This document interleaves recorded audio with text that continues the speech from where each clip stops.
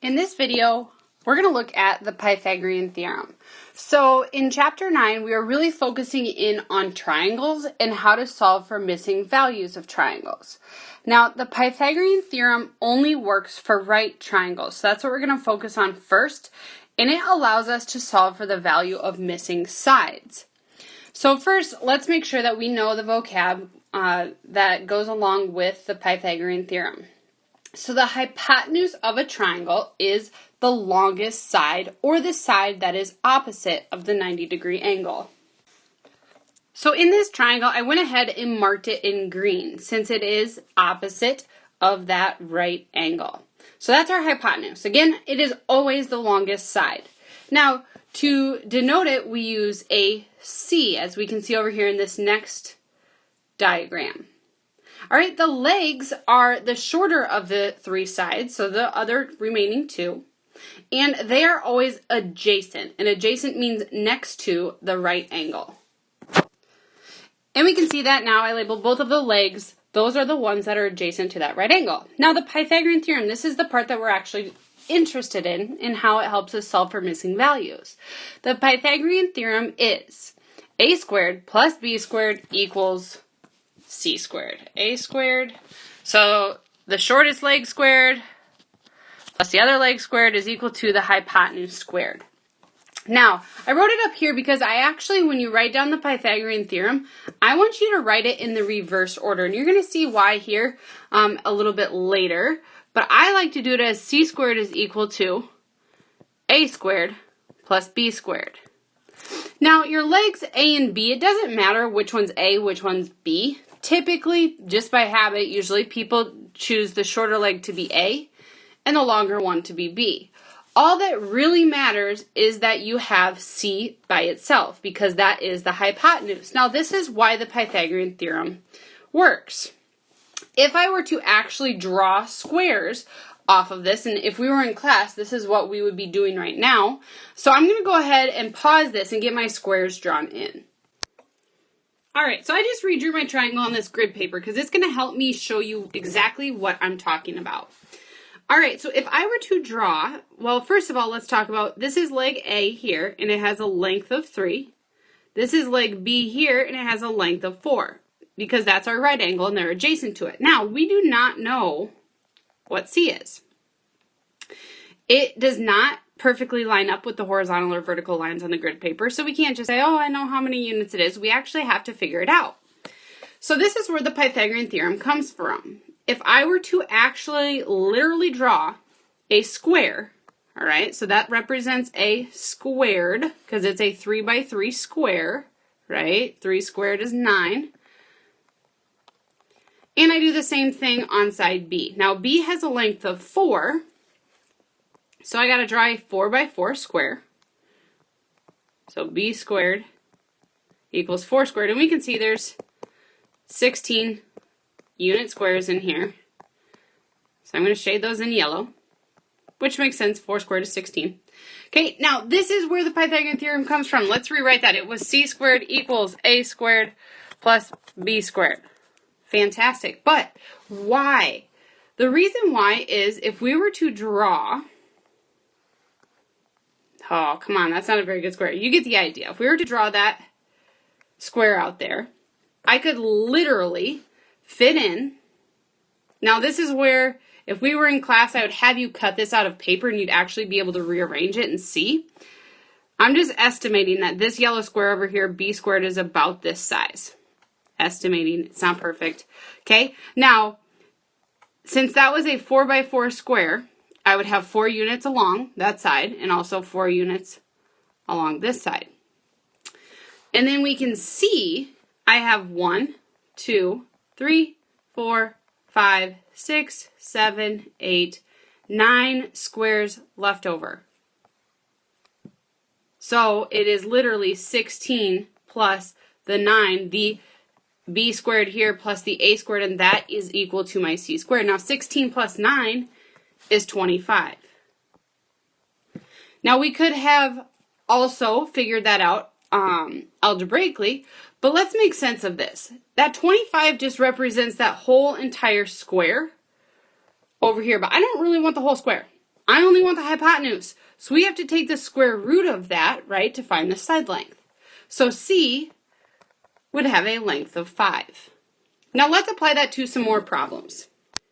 So the first thing, when you see a problem like this, when we're looking at right triangles, I would recommend labeling each of the sides. So I'm going to say 7 is A, 16 is B. Now those could have been switched around. They're both legs. They don't matter. What really matters is the fact that this side is C, that this hypotenuse, because it's the longest side, it's across from the 90, is C. So now setting up my Pythagorean theorem, C squared is equal to A squared plus B squared. In this case, we know what A and B are, so C squared is equal to 7 squared plus 16 squared. Now, calculating those, I've already got 7 squared is 49, 16 squared, 256, and when I add those together, I get 305. Now, again, I don't really care. I shouldn't say I don't care because I do a little bit. I don't really care about what C squared is. I want to know what is just the length of C. So to get C by itself, to get rid of that squared, I'm going to square root both sides. That's the inverse operation, right? And rounding to the nearest tenth, I get approximately 17 and 5/10. Now on your calculator, if you forgot how to do the square root of a number, you hit the second button.